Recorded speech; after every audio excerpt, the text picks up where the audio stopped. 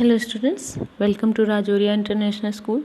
Social science के chapter second का first part हमने कंप्लीट किया था। अब सेकंड पार्ट पढ़ते हैं। इसमें हम पढ़ेंगे सॉइल रिसोर्स और वाटर रिसोर्स। अब सॉइल किसे बोलते हैं? 7th क्लास में हमने साइंस में सॉइल का पूरा चैप्टर पढ़ा है ना। Soil is the top most layer of the earth surface. Earth की सरफेस का सबसे ऊपरी हिस्सा जो होता है वो सॉइल होता है। Earth growth of vegetation basically depends on it. भाई वनस्पति कैसी उगेगी, क्या उगेगी, ये इसी पर डिपेंड करता है, ऊपरी लेयर पे। ह्यूमन बीइंग्स और दूसरे एनिमल्स जो हैं वो डायरेक्टली या इनडायरेक्टली इसी सॉइल पे डिपेंड करते हैं फूड के लिए। एंड दूसरी जो नेसेसिटीज़ हैं वो भी इसी पर डिपेंड करती हैं। सॉइल बनती कैसे है? एक लॉन्ग पीरियड का प्रोसेस चलता है, स्लो प्रोसेस, धीमा प्रोसेस है, बहुत लंबे टाइम तक चलता है, जिसको विदरिंग बोलते हैं, जिससे सॉइल बनती है। क्या होता है, जो रॉक्स वगैरह होती हैं वो टूटती रहती हैं धीरे धीरे। सॉइल में बहुत छोटे छोटे पार्टिकल्स होते हैं रॉक्स के, minerals, remains of plants and animals, plants और एनिमल्स के रिमेन्स मतलब डेड बॉडीज़ के पार्ट छोटे छोटे, वो बैक्टीरिया वगैरह, ये सब होते हैं जिनसे मिलकर सॉइल बनती है। सॉइल की लेयर्स होती हैं, लेयर्स से मिलकर बनी होती है। Basically it possesses the properties of the original rock. और जिस रॉक से ये सॉइल बनती है उस रॉक की सारी प्रॉपर्टीज़ इस सॉइल में आ जाती हैं। जिस रॉक से, जिस एरिया की रॉक से वो बनी है, ठीक। The top most layer of the soil is known as humus. Humus बोलते हैं जो सबसे ऊपरी लेयर हो गई सॉइल की, उसको बोलेंगे ह्यूमस, जो कि बनी होती है किससे?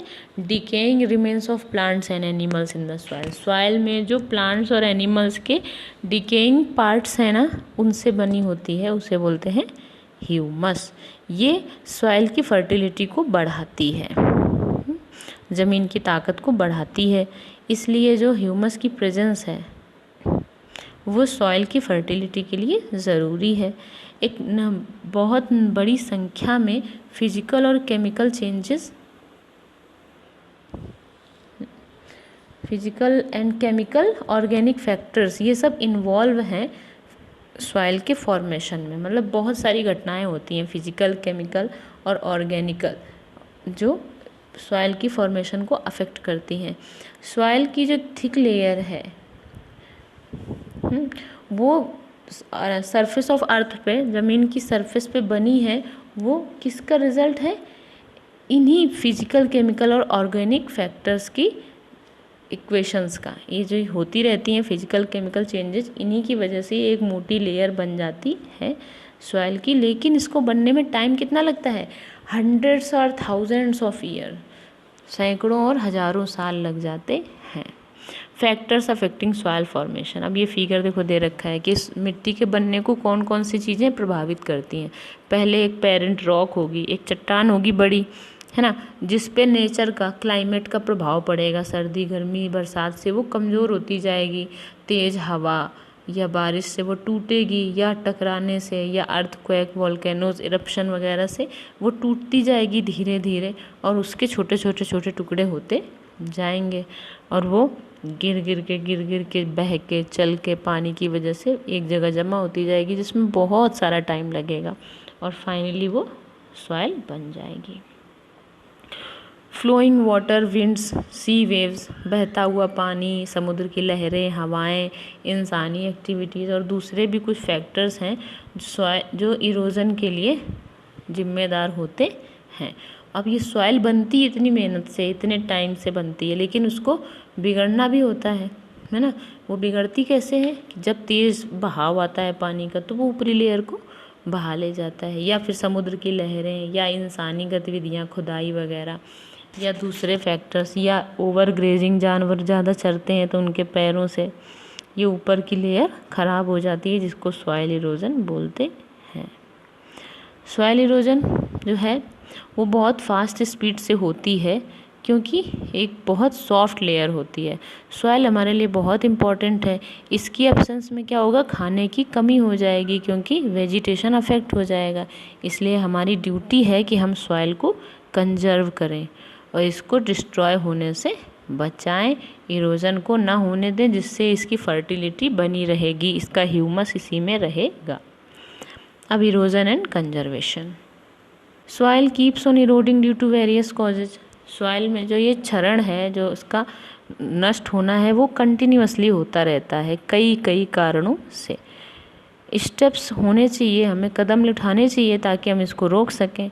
Large scale and serious efforts, बड़ी मात्रा में किए जाएं और गंभीर प्रयास किए जाएं, तभी हम इसको रोक सकते हैं और किए भी जा रहे हैं, जिनको बोला जाता है सॉइल कंजर्वेशन। मिट्टी की ऊपरी परत को बचाने के लिए जो बहुत सारे प्रयास किए जा रहे हैं उनको हम बोलते हैं सॉइल कंजर्वेशन।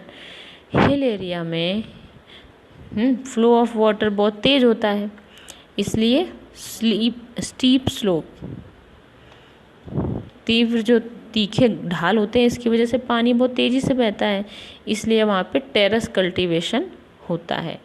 टेरेस कल्टीवेशन या एक और दिया है कंटोर टिलेज, कंटोर खेती दे रखी है।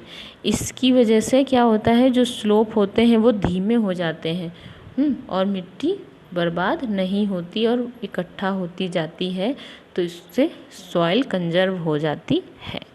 द फर्स्ट एंड ईजीएस्ट वे जो है वो सॉइल को सेव करने का, वो क्या है, ट्री को प्लांट्स करना, है ना, पेड़ लगाना। पेड़ क्या होते हैं, वो सॉइल को प्रोटेक्ट करते हैं वो कई तरीक़ों से। पहला, तेज़ हवा और तेज़ बारिश, तेज़ पानी का बहाव, इन तीनों से ही बचा लेते हैं, है ना। रूट्स जो होती हैं ट्री की, वो सॉइल को मजबूती से पकड़ लेती हैं, जिससे पानी का बहाव, हवा, है ना, और दूसरी जो चीज़ें गिर रही हैं उससे बच जाती है ज़मीन। साथ में ट्री की जो पत्तियां वगैरह गिरती हैं उससे ह्यूमस बढ़ता है सॉइल का। इससे जो ट्री हैं सबसे बड़े वो ही रक्षक हैं सॉइल के, इसलिए हमें ट्री ज़्यादा से ज़्यादा लगाने चाहिए और पेड़ों का कटना रोकना चाहिए कि पेड़ ना कटे। ये देखो, ये जो फिगर दिया है ये दिया है कंटोर प्लोइंग का। इस तरह से जो ढलान था रॉक्स पे वो ख़त्म करके हिली एरिया पे उसको ऐसा कर दिया गया है कि लहरदार बना दिया गया, जिससे मिट्टी बहे या उड़े तो वो इसी में रुकती चली जाए। साथ में देखो शेल्टर बेल्ट्स लगाई हैं। ये देखो, ये पेड़ों की जो एक पूरी कतार खड़ी कर दी है, इससे क्या होगा, जो मिट्टी बह के आएगी वो वहीं पर रुक जाएगी और आगे नहीं बहेगी। साथ में ये तीसरा दिया हुआ है, ये क्या है, टेरेस फार्मिंग। टेरेस बना दिए हैं, मेड़ बना दी है ना, मिट्टी की रोक बना दी है, जिससे पानी जब बहेगा तो मिट्टी को अपने साथ लेकर नहीं जा पाएगा। ठीक। डेजर्ट एरिया में the spread of wind erodes the soil. हवा की स्पीड ऑफ विंड, हवा की जो स्पीड होती है वो मिट्टी को ख़राब करती है, इसलिए एक पेड़ों की कतार खड़ी कर देते हैं, जिससे कि जो हवा है वो मिट्टी को उड़ाकर ना लेके जाने पाए, जो विंड की डायरेक्शन है उसके अगेंस्ट। और तब क्या होता है, कुछ विंड की स्पीड को कम किया जा सकता है। स्पीड कम हो जाएगी तो सॉइल बच जाएगी, साथ में जब उड़ेगी सॉइल वो भी वहाँ पे रुककर वहीं गिर जाएगी। Before selecting the method of conservation, conservation का मेथड सेलेक्ट करने से पहले ये नेसेसरी है कि हम समझ लें कि उस प्लेस पे क्या वजह है कि सॉइल इरोजन हो रहा है, फिर उसी तरह का मेथड हम ले लें। हम सॉइल के रिसोर्स को बचा सकते हैं डिस्ट्रॉय होने से किसी भी एरिया में, बस हमें उस प्रॉब्लम के कॉज को समझ के उसी तरह का सल्यूशन वहाँ अप्लाई करना है। जैसे डैम्स बनाना है, पेड़ लगाना है, या बांध बना देना है, या फिर नदी के किनारों को मजबूती दे देना जिससे नदी बह के बाढ़ का रूप न लेने पाए। टेरेस कल्टीवेशन है, ये सब क्या है, कुछ तरीके हैं जिनसे हम सॉइल को ख़राब होने से बचा सकते हैं और सॉइल को कंजर्व कर सकते हैं। अब वाटर रिसोर्सेज, ये हो गया सॉइल रिसोर्सेज हमारा यहाँ पर कंप्लीट। वाटर, पानी, वाटर इम्पॉर्टेंट है सभी फॉर्म में लाइफ को सरवाइव करने के लिए, लाइफ को जिंदा रखने के लिए ज़रूरी है water. Biosphere on land is greatly affected by availability of water. जैव मंडल जो है जिसमें जीवित प्राणी, पेड़ और पौधे और एनिमल्स रहते हैं, वो बहुत बड़ी मात्रा में प्रभावित होता है वाटर से। जैसे सहारा डेजर्ट का एरिया है जहाँ पे वाटर अवेलेबल नहीं है, तो हम वहाँ पे सोच भी नहीं सकते हैं कि वहाँ पे लाइफ रह सके, क्योंकि वाटर लाइफ है और ह्यूमन लाइफ के डेवलपमेंट के लिए ज़रूरी है। इसके अलावा वाटर डोमेस्टिक नीड्स के लिए तो लगता ही है, जैसे ड्रिंकिंग, कुकिंग, बाथिंग, वॉशिंग के लिए, लेकिन इसकी इकोनॉमिक एक्टिविटीज़ में जैसे एग्रीकल्चर हो गया और आपका इंडस्ट्रियल एक्टिविटीज़, इनमें बहुत ज़्यादा मात्रा में यूज़ होता है। खेती में और उद्योगों में बिना पानी के हो ही नहीं सकता है। जो अर्थ की सरफेस का 2/3 हिस्सा है वो पानी से घिरा हुआ है, लेकिन दिक्कत ये है कि ये ज़्यादातर जो पानी है वो समुद्रों में या महासागरों में है, सी या ओशियंस में है। और सी वाटर जो है उसमें बहुत सारा सॉल्ट रहता है, नमक रहता है, खारापन, इसलिए उसको कंज्यूम नहीं किया जा सकता। और बचा हुआ जो रिवर्स का पानी या कैनाल्स या लेक्स का पानी है वो फ्रेश है, उसमें सॉल्ट नहीं है।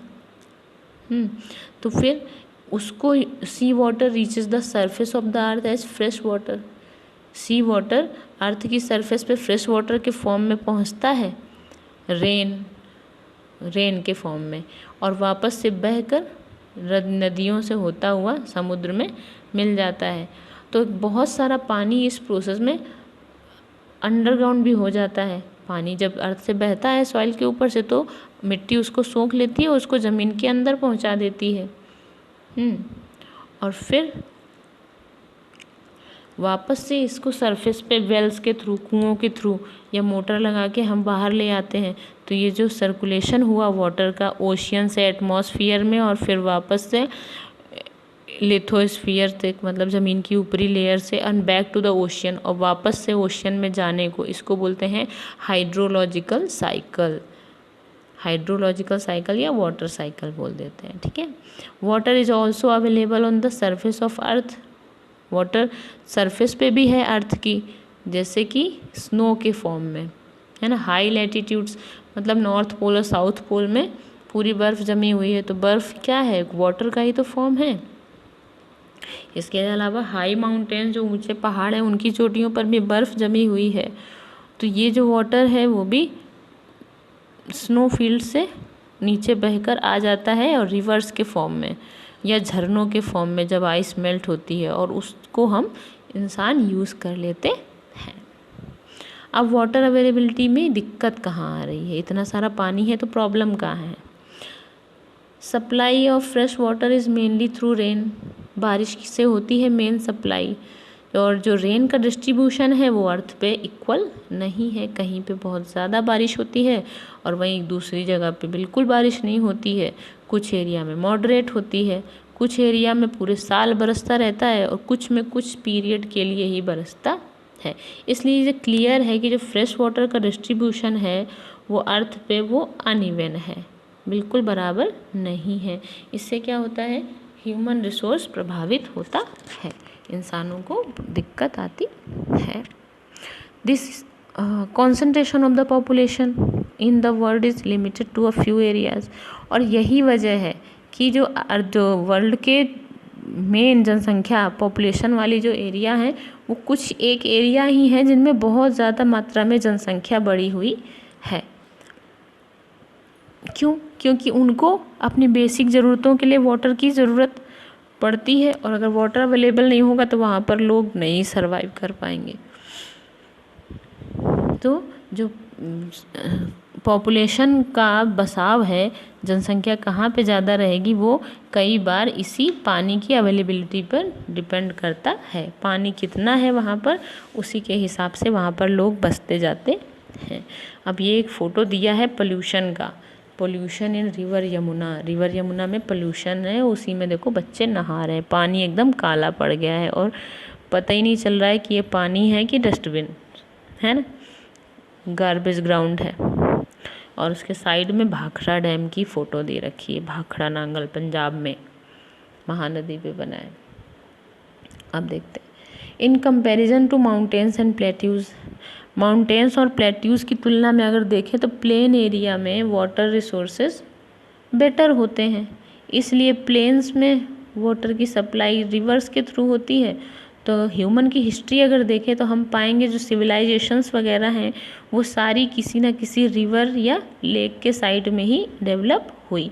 आज भी जो बड़े सिटी हैं, दुनिया के बड़े बड़े शहर हैं, वो किसी न किसी बड़ी नदी के ही साइड में या पास में बसे हुए हैं, क्योंकि पानी की जो अवेलेबिलिटी है वो इम्पॉर्टेंट फैक्टर है ह्यूमन सेटलमेंट के लिए। इंसानों के रहने के लिए पानी की उपलब्धता मेन ज़रूरत होती है। With an increase in population, जनसंख्या बढ़ने के साथ साथ वाटर की डिमांड भी बढ़ती जाती है, क्योंकि बहुत ज़्यादा डोमेस्टिक यूज़ में भी लगता है, cooking, drinking, washing and bathing के साथ साथ फिर लगता है इरीगेटिंग एग्रीकल्चरल लैंड, सिंचाई करने में लगता है, और उससे भी ज़्यादा लगता है इंडस्ट्रीज़ में, क्योंकि इंडस्ट्रीज़ में, उद्योगों में बहुत ज़्यादा मात्रा में पानी लगता है। अलग अलग प्रोसेस होती हैं वहाँ पे, अलग अलग काम होते हैं। इसलिए जो अर्बनाइजेशन है, शहरीकरण, शहरों का बसना है, या हायर लिविंग है स्टैंडर्ड, ऊंचा जो जीने का तरीका है, उसने क्या किया है कि पानी की जो ज़रूरत है उसको बढ़ा दिया है, और उससे क्या हुआ कि पानी की कमी हो गई है। तो इसकी वजह से क्या हुआ कि पानी जब ज़्यादा यूज़ करने लगे तो उससे वाटर पोल्यूशन बढ़ गया, क्योंकि नदियों में पानी गायब होने लगा। वाटर पोल्यूशन, वाटर बॉडीज़ का जो पोल्यूशन है कई बार फर्टिलाइज़र और पेस्टिसाइड से होता है। जब हम सिंचाई करते हैं, ज़्यादा पानी डालते हैं उसमें, तो वो बहकर या बारिश के पानी में घुलकर वो पेस्टिसाइड और इंसेक्टिसाइड बहकर जाकर वापस से नदी या झरने में मिल जाते हैं, और उससे वो पानी पोल्यूटेड हो जाता है। ये एक अलग से फैक्ट दिया है। वर्ल्ड वाटर डे जो है वो 22 मार्च को हर साल मनाया जाता है, वर्ल्ड वाटर डे। अब कंजर्वेशन, प्रॉब्लम समझ ली हमने कि ज़रूरत ज़्यादा है, इसलिए एक्सप्लॉयटेशन हो रहा है वाटर बॉडीज़ का, और बिना सोचे समझे गंदा पानी हम वापस से उसमें मिला रहे हैं।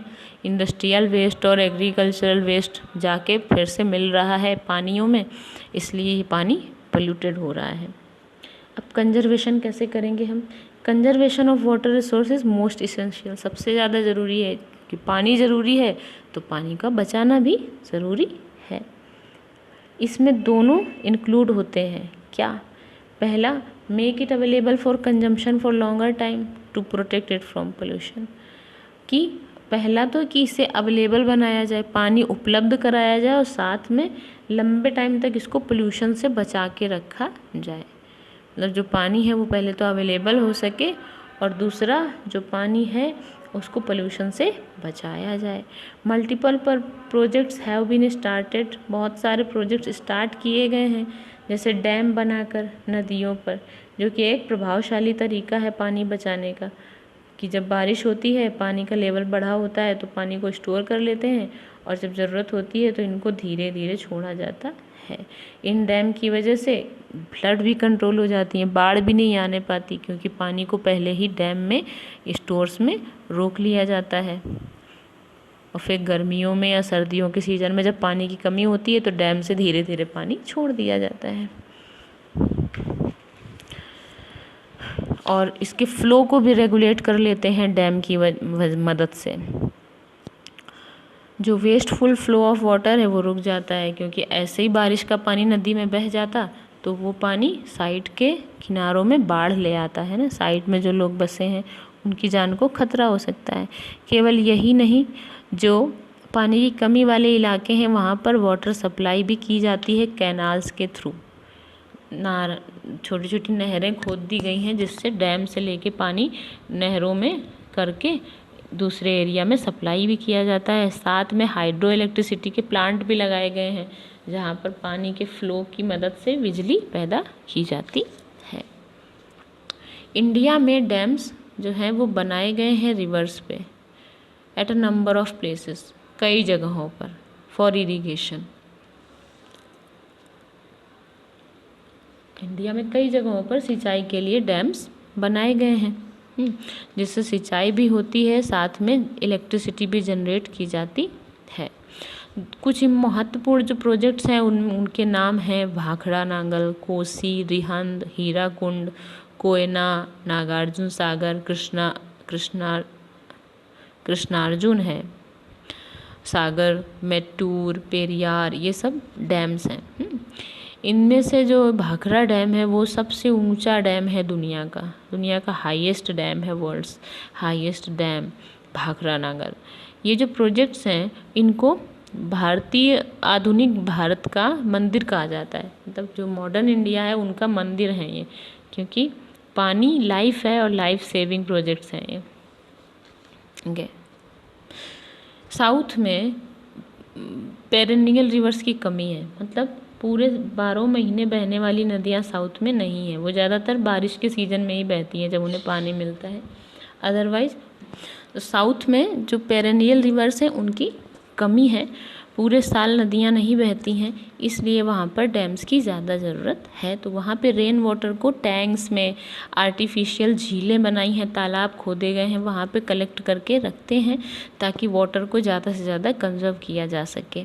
और स्प्रिंकलर्स का यूज़ और ड्रिप इरिगेशन का यूज़ भी वाटर को कंजर्व करने में मदद करता है। पहले क्या था, सीधे पानी को नालियों के थ्रू खेतों में ले जाया जाता था, जिससे बहुत ज़्यादा पानी वेस्ट होता था। लेकिन अब क्या है, ड्रिप इरिगेशन, जिससे बूंद बूंद करके पानी टपकता है, केवल प्लांट की जड़ में ही जाता है, या फिर छोटे छोटे फुव्वारे लगा दिए जाते हैं जिससे कम मात्रा में पानी वेस्ट होता है और खेतों की सिंचाई भी हो जाती है, इससे भी पानी बहुत मात्रा में बचता है।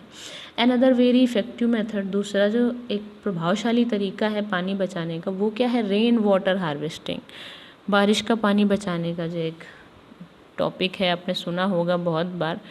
ये देखिए फिगर रेन वाटर हार्वेस्टिंग का, कि इसमें क्या करते हैं कि जो बारिश के सीज़न में जितना भी पानी होता है वो छत से या आंगन से बह के, उसके लिए सब में पाइप लगा दिए जाते हैं ताकि वो सारा इकट्ठा होके एक अंडरग्राउंड टैंक में छन छन के जमा होता रहे। तो इससे दो होते हैं फ़ायदे, कि जब बारिश ख़त्म हो जाती है तो उसको बाद में हम इस पानी को वॉशिंग, क्लीनिंग या एग्रीकल्चर के लिए यूज़ कर सकते हैं, और या फिर इसको और अंडरग्राउंड करके हम अंडरग्राउंड वाटर का लेवल रिचार्ज कर सकते हैं। अब पोल्यूशन पर रोक, a number of schemes have also been launch to check water pollution. Water pollution को रोकने के लिए भी बहुत सारी स्कीम लॉन्च की गई हैं। जो अर्बन एरिया का सीवेज है या रूरल सेटलमेंट्स है, उसको पहले ट्रीट किया जाता है उस नदियों में या लैंड्स में मिलाने से पहले, मतलब सीवेज को बिना ट्रीट किए, बिना साफ़ किए, अगर सीवेज ट्रीटमेंट प्लांट लगा के उसको साफ़ कर दिया जाए तो मैन्योर भी मिल जाता है, साथ में नदियाँ भी पल्यूट नहीं होती हैं। तो इसलिए ज़रूरी है कि उनके लिए सीवेज ट्रीटमेंट प्लांट लगाए जाएँ और उसको ट्रीट किया जाए।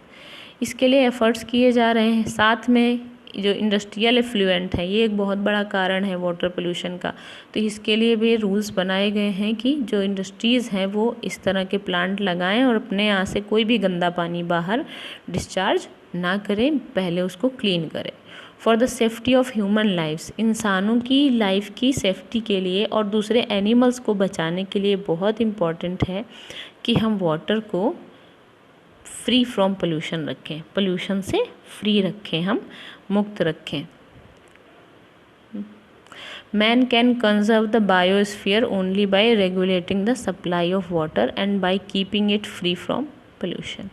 इंसान जो है वो बायोस्फीयर को कंजर्व कर सकता है, कब, जब वो वाटर को बचा के रखे और साथ में इसको पोल्यूशन से फ्री रख सके। तो यहाँ पे आपका सॉइल और वाटर रिसोर्स कंप्लीट होता